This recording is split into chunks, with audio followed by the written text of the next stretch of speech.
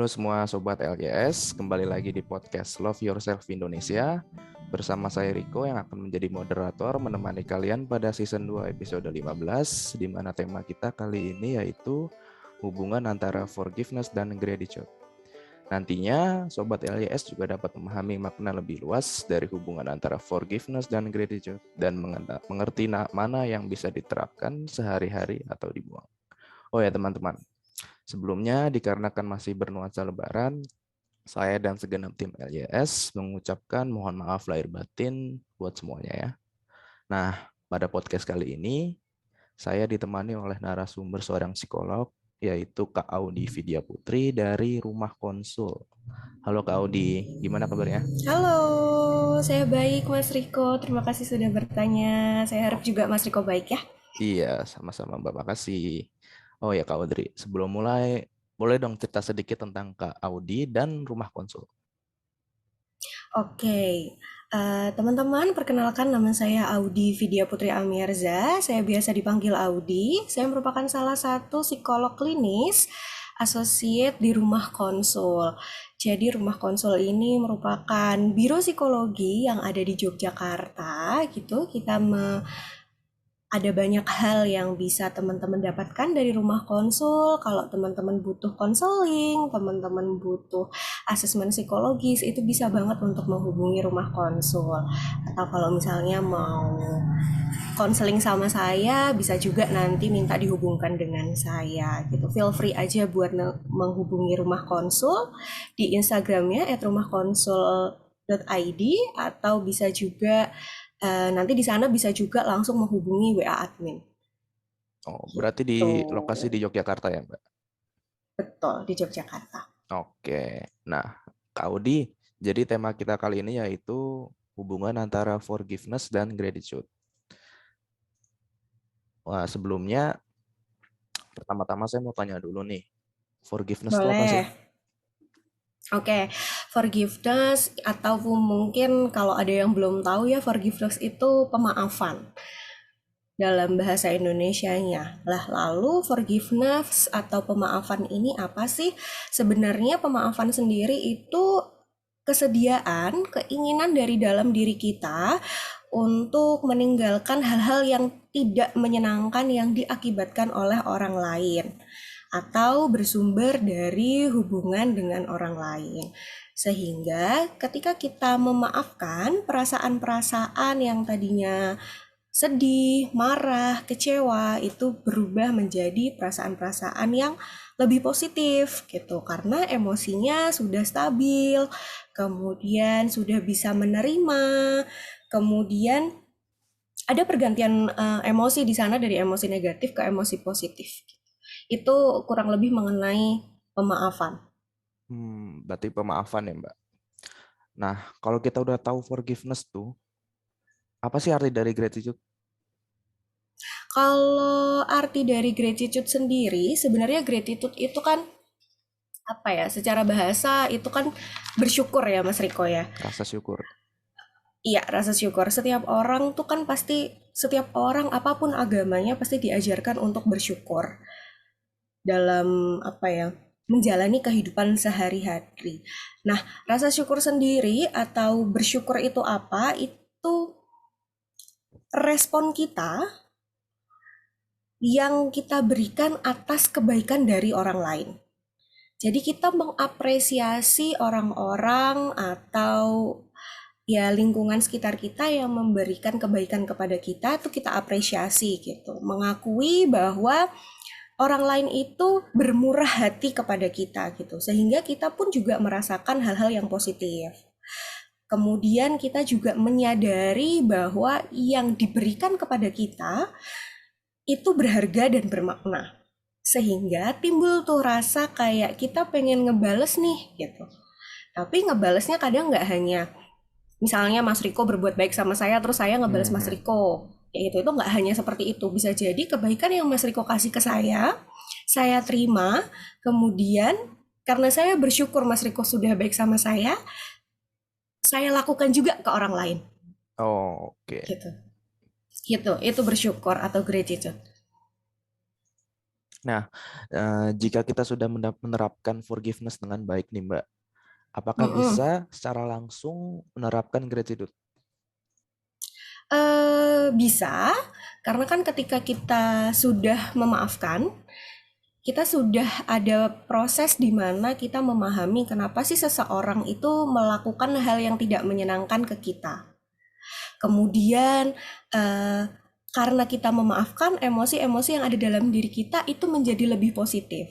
Nah, ketika emosi yang lebih positif ini muncul, kita kan bisa bersyukur di situ, Hmm.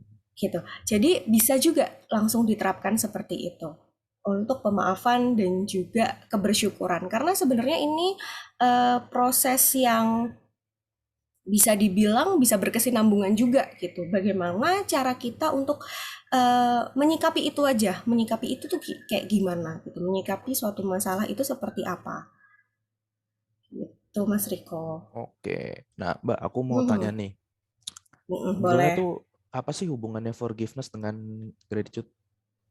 Mhm. Sebenarnya mereka itu sama-sama meningkatkan kesejahteraan hidup, Mas. Gitu. Jadi Hmm. buat teman-teman mungkin yang denger juga gitu, yang nanti mau belajar tentang forgiveness dan juga gratitude, mereka ini sama-sama sebagai salah satu faktor yang bisa meningkatkan kesejahteraan hidup kita. Oke. Jadi ketika kita memaafkan, itu kan apa ya, ada perasaan negatif yang kita buang, Hmm. perasaan positif yang kita ambil. Begitupun gratitude gitu. Ketika kita bersyukur itu ternyata menambah pengalaman-pengalaman positif, menambah memori-memori positif pada diri kita. Jadi kitanya juga lebih senang, lebih puas dalam menjalani hidup, lebih bahagia. Kemudian kita juga jadi ada rasa ingin melakukan banyak kebaikan untuk orang lain. Kemudian ketika kita sudah memaafkan, kita bisa bangkit dari masalah yang menimpa kita, kita bisa bersyukur, kemudian kita jadi memandang diri kita merasa lebih baik, dan juga ternyata ketika kita memaafkan dan kita bersyukur itu bisa mengurangi kecemasan atau pikiran-pikiran negatif. Karena kalau dari pemaafan kan kita berarti mendapatkan hal yang tidak menyenangkan dari orang lain kayak gitu kan. Biasanya kan itu ada rasa marah, kecewa, pengen Iya, betul. bales yang kayak gitu-gitu kan. Sedangkan kalau misalnya kita sudah memaafkan, pikiran-pikiran negatif yang seperti itu tuh berkurang gitu. Jadi rasa ingin membalas ya berkurang kayak gitu kan. Jadi ya mampu kita jadi lebih bahagia gitu. Nggak ada dendam di sana. Jadi lebih apa ya? Fulfill karena kita nggak ada masalah dengan orang lain atau memendam masalah dengan orang lain. Hmm. Mhm, Oke. gitu. Eh, apakah hal ini bisa dipisahkan dalam penerapannya nggak, Mbak? Dalam penerapannya sebenarnya bisa. Karena apa ya? Secara nggak langsung ketika ini kan bisa jadi stimulusnya beda gitu. Hmm. Pencetusnya tuh beda gitu. Ketika memaafkan kan pencetusnya dari sesuatu hal yang tidak menyenangkan dulu. Oke. Dapat hal-hal yang tidak menyenangkan, kemudian diproses di dalam diri, baru nanti setelah proses yang mungkin memakan waktu, karena proses memaafkan itu antara satu orang dengan orang lain itu kan beda-beda ya. Jadi Hmm. ketika kita sudah memaafkan sendiri. Nah, kalau gratitude atau bersyukur itu kan stimulusnya atau pencetusnya tuh biasanya hal-hal yang menyenangkan. Beda di pencetusnya kayak gitu. Jadi ketika pertanyaannya adalah bisa nggak dilakukan sendiri-sendiri? Ya bisa aja. Tapi kemudian dari stimulus yang tidak menyenangkan, kita memaafkan, kemudian kita bersyukur, itu juga bisa gitu. Sendiri-sendiri bisa, dijadikan satu juga bisa karena mereka bisa berkesinambungan. Oke. Berarti bisa ya, Mbak ya? Mhm. Baik, sendiri-sendiri Bisa, ya. bisa. Mhm. Oke. Nah, nanti itu dampaknya apa ya yang akan terjadi kalau kita tidak memiliki keduanya atau cuma salah satunya aja gitu? Oke, sekarang coba dibayangin ya, kalau kita nggak memiliki keduanya atau nggak memiliki salah satunya. Ketika kita nggak bisa memaafkan orang lain atau nggak punya rasa ingin memaafkan kayak gitu. Kebayang nggak hidup kita bakalan penuh dengan hal-hal negatif, hidup kita penuh dengan kecurigaan, aduh jangan-jangan nanti dia gitu lagi deh, nanti aku disakitin lagi deh, kayak gitu. Hmm. Terus kebayang nggak kayak misalnya dendam sama orang gitu. Dendam itu secara nggak langsung, secara sadar atau tidak sadar itu kan mempengaruhi pikiran kita ya. Dan pikiran itu kan mempengaruhi perilaku, mempengaruhi emosi. Bayangin aja kalau kita benci atau dendam sama semua orang, kan emosinya negatif tuh yang ngalir gitu. Kalau bahasa anak sekarang nanti vibes-nya jadi negatif kayak gitu ya. Ya. Jadi nggak enak pembawaannya dan orang-orang di sekitar kita disadari atau enggak itu merasa kalau misalnya kondisi kita lagi nggak oke atau emosi kita lagi dipenuhi dengan emosi-emosi negatif. Mungkin Mas Riko, teman-teman yang mendengarkan itu juga tahu lah ya, kadang ada teman yang kok dia bad vibes banget sih kayak gitu. Nah, mungkin Hmm. bisa jadi seperti itu. Atau kalau misalnya nanti kita tidak memaafkan kayak gitu ya, kita sulit kan untuk mencapai kebahagiaan, sulit untuk mencapai kesenangan diri sendiri karena kita selalu beranggapan ada orang-orang yang bakal jahat sama kita, padahal nggak semuanya seperti itu. Dan kalau kita nggak gratitude, nggak bersyukur, coba dibayangin, capek loh judge orang yang, ah dia baik sama aku pasti ada maunya.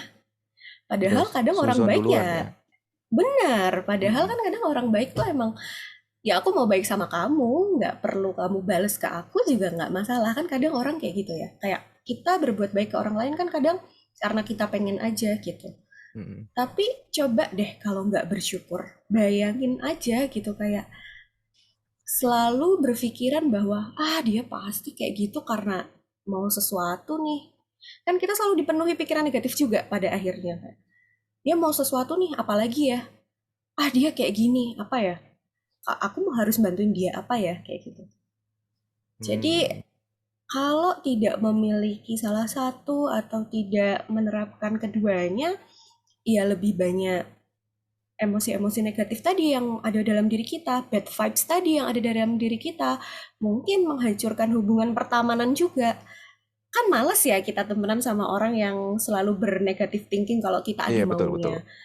Iya kan, males kan? Atau gini, kalau kita misalnya melakukan kesalahan kan nggak perlu kesalahan yang besar banget ya. Misalnya kesalahan yang nggak sengaja, nggak sengaja numpahin minuman, katakanlah kayak gitu. Terus habis itu kitanya nggak mau maafin. Ya kan males ya temenan sama orang kayak gitu yang dikit-dikit disalahin kayak gitu. Jadi ya itu di diri kitanya jadi negatif, lingkungan memandang kitanya juga jadi negatif, ya jadi nggak enak. Hmm. Dan kita dipenuhi dengan rasa benci, rasa curiga, cemas, ketakutan-ketakutan berlebih. Itu bakalan ganggu pikiran banget soalnya. Oke, emang sih sekarang tuh susah Gitu. Mbak berbuat baik. Kayak aku juga pernah ngerasain ya. Mau berbuat baik ke Mm-mm. orang tapi kayak orangnya itu udah prasangka buruk duluan. Ini orang pasti ada maunya nih. Hmm. Kayak gitu loh Mbak. Iya, kan males ya Mas ya temenan sama orang yang kayak gitu. Kayak, ya aku kan mau baik ngapain? Kalau kamu nggak mau ya mending aku temenan sama orang lain yang nggak punya pikiran Mm-mm. seperti itu. Kayak gitu kan. Tapi seenggaknya kita udah berbuat baik, udah berniat positif untuk dia. Mm-mm. Betul, itu Oke. juga perlu. Nah, kalau apakah hal ini nantinya akan merugikan ke diri kita gitu Mbak? Yang tadi. Mhm. Seperti yang sudah saya jelaskan tadi, banyak banget kan kerugiannya gitu. Baik kerugian buat diri kita sendiri, kerugian ketika kita berada dalam lingkungan. Itu apa ya? Sesuatu hal yang bisa menjadi sangat tidak menyenangkan juga. Coba dibayangkan aja kalau misalnya kita kan makhluk sosial ya manusia gitu. Iya, Terus tiba-tiba sendiri karena kita punya pikiran-pikiran bahwa orang lain akan memanfaatkan kita, kita punya pikiran bahwa semua orang bakalan ngejahatin kita. Kan capek sendiri ya. betul Kayak betul. nambahin beban pikiran gitu loh. Kayak hidup ini tuh udah capek, ngapain ditambahin dengan yang Iya, nambah-nambahin begitu-begitu pikiran yang gitu kayak gitu. loh. benar, benar. Kan nggak enak ya kayak gitu. Terus di lingkungan juga kayak yang tadi sudah saya jelaskan gitu. Ya orang-orang jadi males percaya, orang-orang jadi males buat apa namanya berinteraksi seperlunya. Sekarang coba bayangin kalau misalnya orang-orang nggak mau interaksi sama kita, terus ketika kita benar-benar punya masalah, siapa yang mau dengerin? Atau Mm-mm. kalau kita bermasalah sama sahabat deket kita misalnya, terus siapa lagi yang mau nge-backup? Lah pusing sendiri gitu, malah jadi permasalahan baru lagi, perlu Nambah-nambah konsultasi lagi. psikologis itu. Betul, Oke, gitu. benar-benar. Dan Ini mungkin kalau ada yang, ah gimana Mbak? nggak, dan mungkin kalau misalnya apa namanya ada yang kesulitan untuk memaafkan kayak gitu, nah itu perlu juga dicari tahu nih kenapa di situ kayak gitu, karena kasihan kalau misalnya kamu tidak memaafkan orang lain, itu kan dampaknya ke diri kamu sendiri gitu. Kadang orang yang jahatin kita tuh bahkan nggak berdampak apapun gitu. Bener-bener. Iya kan? Iya kan? Jadi memaafkan itu sebenarnya buat diri kita sendiri, bukan buat orang lain. Oke. Ini seberapa besar dampaknya Mbak untuk orang lain? Yang mana? Yang barusan kita omongin. Yang barusan kita omongin. Betul. Oke, kalau dampak besar untuk orang lain, eh, sekarang gini deh. Mendingan kita tuh ngomongin dampak ke diri kita. Karena orang lain itu kan nggak bisa kita kontrol. Kita cuma bisa kontrol diri kita sendiri.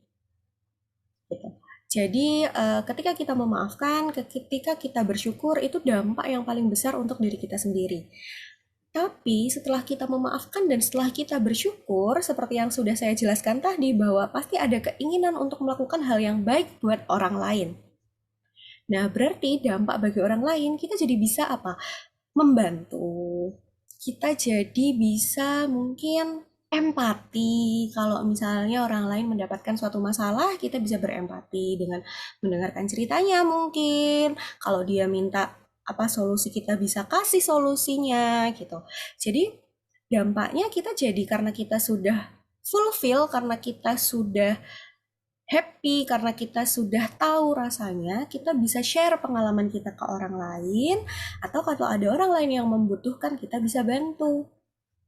Jadi kan Oke. kayak apa ya, efeknya tetap efek domino ya. Maksudnya kita memaafkan, ada emosi negatif yang berubah jadi emosi positif di situ, karena kita sudah nggak benci, karena kita sudah, bukan nggak benci, karena kita sudah mengikis kebencian itu, mengikis rasa marah itu. Kemudian kalau dari bersyukur, kita juga jadi punya tambah pengalaman-pengalaman positifnya, emosi-emosi positifnya juga tambah gitu kan.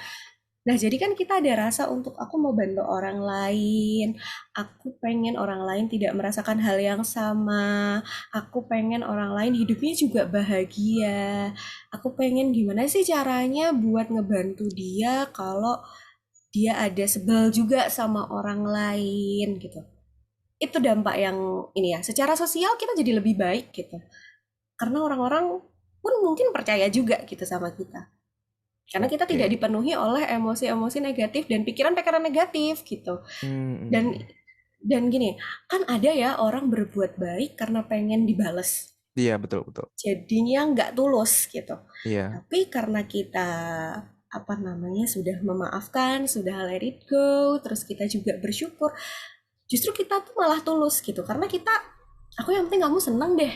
Kamu mau ngebales ya syukur, nggak ngebales juga nggak apa-apa gitu, karena aku pun sudah puas dengan hidupku sendiri. Hmm. Oke. Nah, Ya. gini Mbak, dari tadi kan kita sudah bahas tentang hubungan dan arti dari forgiveness dan gratitude itu sendiri.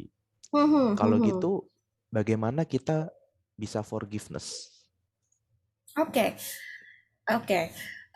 Bagaimana kita bisa forgiveness? Sebenarnya proses untuk terus kita memaafkan seseorang gitu, atau kita mengikis perasaan-perasaan negatif, itu bukan sesuatu hal yang semudah apa ya, membalikkan telapak tangan ya. Memang ada apa namanya proses di situ gitu loh.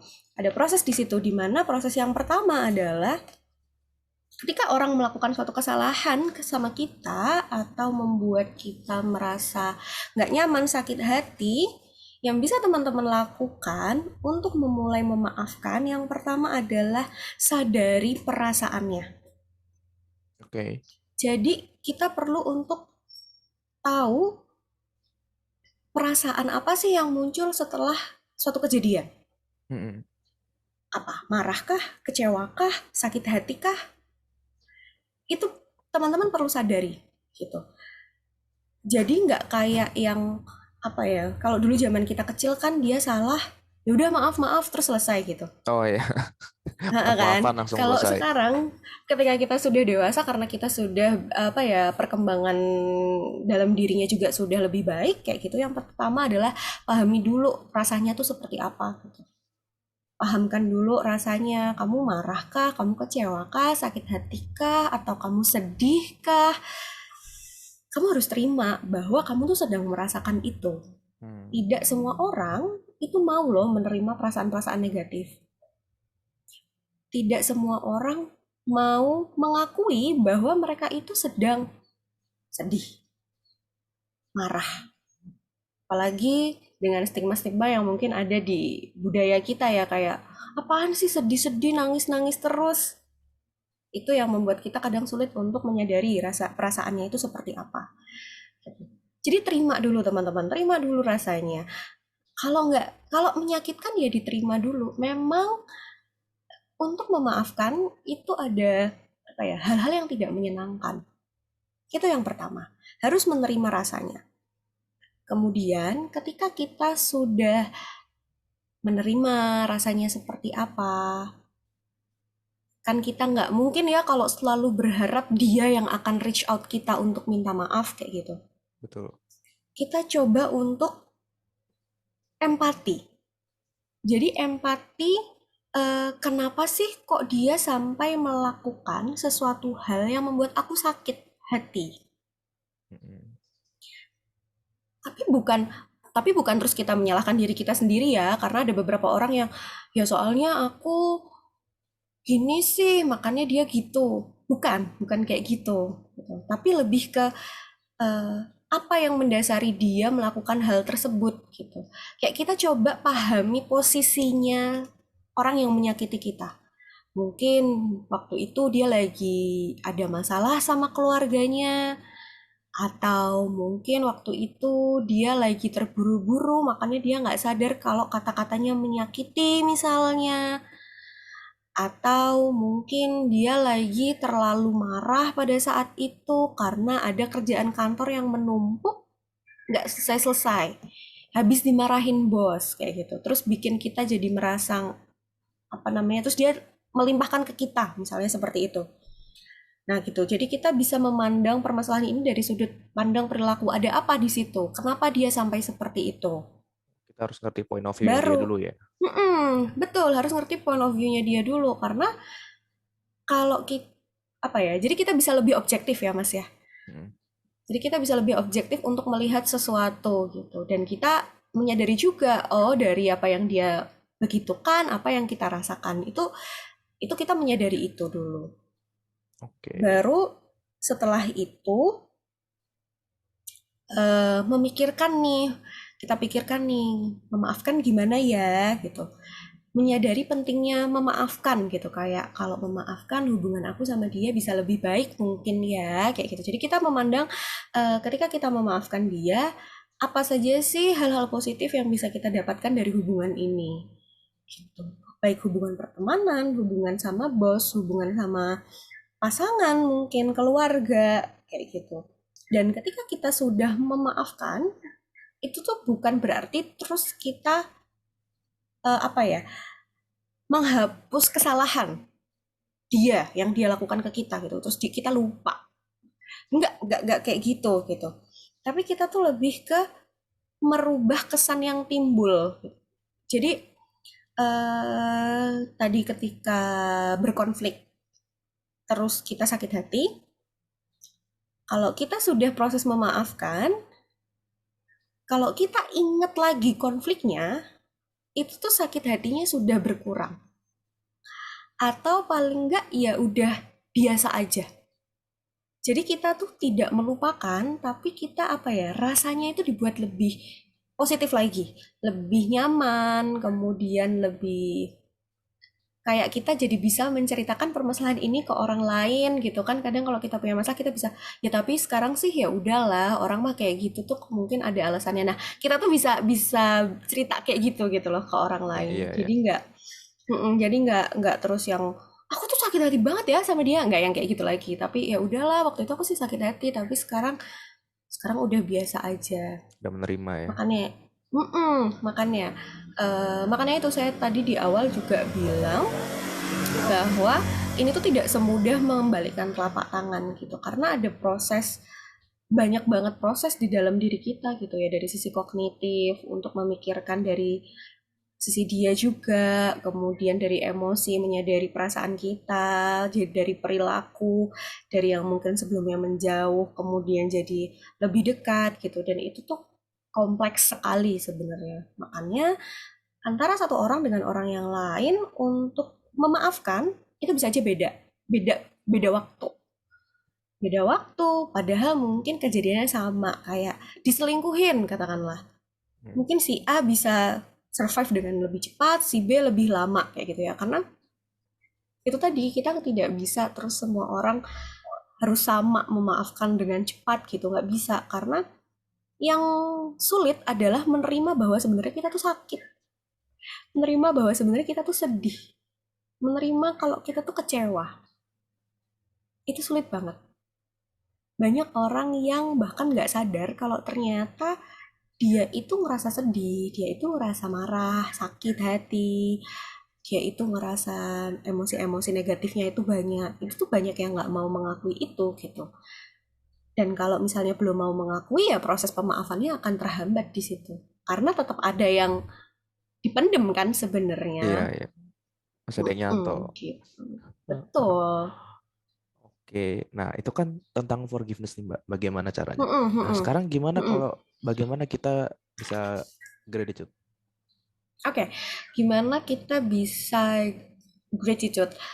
Jadi kalau tadi forgiveness itu hal-hal yang tidak menyenangkan, kalau gratitude ini kan dapatnya hal-hal yang menyenangkan ya. Hmm. Jadi ketika ada hal yang membuat kita senang, itu kita hayati dulu rasanya seperti apa, senangnya gimana, kita nikmati dulu. Terus kita pahami bahwa itu adalah berkat, berkah yang diberikan gitu. Kemudian kita bisa refleksi diri gitu dari kebaikan yang diberikan, dampaknya buat kita tuh apa gitu. Eh, Senikmat apa sih hal tersebut bagi diri kita gitu. Biasanya kalau kita terus udah tahu nih kalau misalnya aku dikasih permen aku seneng nih misalnya kayak gitu ya. Hmm. Oh rasanya dikasih permen tuh gini toh. Oh rasanya dikasih permen tuh bikin moodku naik toh. Atau kalau aku lagi kuliah lagi ngantuk dikasih permen ternyata bikin aku nggak ngantuk. Akhirnya caranya untuk menunjukkan bahwa dia itu senang karena udah merefleksi kebaikan, refleksi kebaikannya tuh yang tadi saya ceritakan kayak, oh ini rasanya, itu kan refleksi ya. Tuh. Terus gimana caranya kita menunjukkan rasa bersyukurnya? Ya dengan kita juga berbagi kepada orang lain. Kayak gitu. Berterima kasih juga sama yang ngasih otomatis ya kalau itu. Tapi kita berbagi dengan orang lain. Jadi kita merasakan nikmatnya menyenangkan orang lain. Hmm. Jadi yang perlu disadari adalah bahwa yang pertama kali adalah ya orang itu berbuat baik sama kita. Dihayati dulu, dipahami dulu. Baru nanti kita juga bisa berbuat baik kepada orang lain karena kita udah tahu sensasinya tuh apa. Oke, oke. Nah, ini Mbak, aku ada pertanyaan terakhir nih. Boleh. Nah, apakah forgiveness dan gratitude itu bisa dilatih sejak dini? Bisa, Hmm. bisa dong, bisa banget kayak gitu. Jadi Gimana tuh Kak? sejak dini kan mungkin dari anak-anak ya. Hmm. Mungkin atau teman-teman yang terus ada insight setelah dengerin ini juga mungkin bisa mencoba ya. Mencoba untuk berlatih yang pertama, itu tadi yang sudah saya katakan juga. Rasakan dulu apa yang kamu rasakan. Perasaannya apa? Kalau misalnya kamu rasa senang, gembira, ngerasa sedih, kecewa, ya nggak apa-apa. Dirasakanlah gitu, dipahamilah bahwa kamu itu merasakan hal tersebut. Dan semua perasaan yang kamu rasakan itu valid gitu. Jadi nggak ada yang salah, kamu boleh kok merasa seneng, boleh banget. Bahkan kan biasanya semua orang kalau seneng pasti digembor-gemborin ya. Tapi Betul. sebaliknya, kamu juga boleh merasakan sedih, kamu juga boleh merasakan kecewa gitu. Itu yang perlu perlu pertama kali diajarkan kepada diri kita. Atau kita mengajarkan kepada anak kita atau orang-orang yang lebih kecil di sekitar kita, itu perlu banget gitu. Jadi nggak setelah kita setelah kita tahu apa yang kita rasakan, setelah kita tahu emosinya tuh apa gitu. Karena kadang ada orang loh Mas Riko yang bingung kayak, sebenarnya yang aku rasain tuh apa sih? Kecewa, sedih, marah. Bahkan ada Karena orang nggak yang pernah bingung ya. ngerasain ya, Mbak. Iya, betul. Karena tidak pernah tahu definisi marah tuh gimana, sedih itu gimana. Nah, kita perlu perlu mendefinisikan itu dulu gitu. Itu yang paling utama.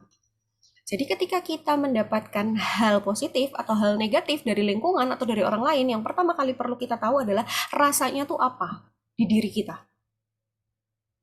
Nah, baru tuh setelah itu, ketika kita sudah memahami rasanya, baru kita bisa berbuat lebih gitu. Berbuat lebih itu gimana ya? Berbuat lebih itu kalau gratitude nanti kita mulai memahami rasanya, senangnya seperti apa, lalu akan ada pertanyaan apa nih yang bisa aku lakuin biar aku juga merasakan hal yang sama Oh, gitu. yang penting kita Kalau pahami di dulu ya. benar, benar itu yang utama. Jadi yang penting adalah kita pahami dulu rasanya tuh gimana gitu. Itu modal utamanya. Modal utamanya. Karena kalau kita nggak paham rasanya gimana, bisa jadi nanti kita dendam, bisa jadi kita dipenuhi dengan pikiran negatif, kayak Malah nanti jadinya takut orang negatif lain. ya. Gitu. Jadi semuanya diawali dengan perasaan dulu. Ketika perasaannya udah kelar nih, udah tahu nih, baru nanti move ke tahap selanjutnya. Tahapan yang kalau pemaafan tadi ya berarti mulai ada empati di situ. Kalau di gratitude ya refleksi diri, apa yang disenangi, apa yang membuat merasa nikmat apa yang sudah diberikan, yang gitu-gitu. Oke. Oke, Mbak Audi, terima kasih ya. Tidak terasa nih, kita sudah berbincang cukup lama dengan Kak Audi, dah setengah jam lebih ya. Nah, habis ini semoga dengan diadakannya podcast barusan dengan tema hubungan antara forgiveness dan gratitude ini, diharapkan para sobat LJS dan para penonton yang lain dapat mengerti dan memahami bahwa hubungan antara forgiveness dan gratitude itu akan memberi efek yang sangat positif untuk kita, untuk kesejahteraan mental yang lebih baik dalam kehidupan. Terakhir, jangan lupa follow Instagram Love Yourself Indonesia @loveyourself_Indonesia dan Rumah Konsul. Apa nih Mbak Rumah Konsul Instagram? Oke, bisa nih di rumahkonsul@rumahkonsul.id. Di sini nanti teman-teman bisa konsultasi soal psikolog ya Mbak ya. Ya, soal permasalahan psikologis yang teman-teman rasakan. Atau misalnya mau cerita-cerita juga nggak masalah, bisa. Oke, teman-teman follow Rumah Konsul_ID. Nah, cukup sekian podcast kita hari ini. Terima kasih untuk Kak Audi. Sehat selalu, sukses terus buat Rumah Konsul. Oke, bye-bye. Thank you, Mas Riko. Thank you, Kak Audi. Bye-bye.